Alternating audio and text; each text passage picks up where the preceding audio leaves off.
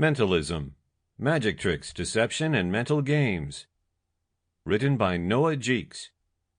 Narrated by Greene. Mentalism, Psychology Tricks and ESP Explained. Written by Jeecks. Narrated by Greene. Chapter 1. Mentalism, Psychology as a Science. You are likely knowledgeable about mentalism as an efficiency art made popular by well-known programs like Psych and The Mentalist. But did you know that mentalism used to be an official branch of academic community? Mentalism once referred to a type of psychology that helped bring the science of human thought and feeling to the leading edge of public discussion. Discover more about how mentalism helped form the foundations of psychology and how it came to mean a much different thing entirely, although its ideas are now being reviewed. Mentalism as early psychology.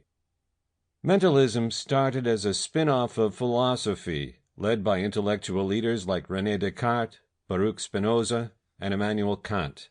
These individuals wanted to get to the heart of human thought processes and explain the general meaning of thought by using organized logic. While lots of these philosophers are still discussed and well-liked to this day, the unfortunate reality of their work was that it was mere thoughts on thoughts. The emerging scientific methods based on observation, as pioneered by those like Francis Bacon, shunted aside such musings as having a simple literary value, but not much substance concerning reliably explaining how humans think and behave. Nonetheless, guesses were all people had to go on in a time when psychological experiments were normally limited to dissection or anecdotal analysis. Sigmund Freud in particular used the deductive reasoning and assuming technique to describe the hysterias his clients were experiencing.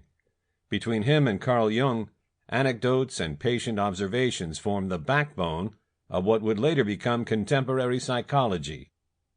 This method was called mentalism psychology simply because it concentrated on how human thought patterns and processes translated into behavior and mental phenomenon.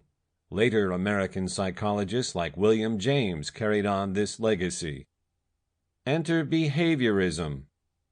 Around the early 1900s, academics and psychologists started to turn away from mentalism psychology because it was based on guesses, loose hypotheses, and subjective musings. Instead, they wanted to base their theories on observed behaviors. Sample complete. Ready to continue?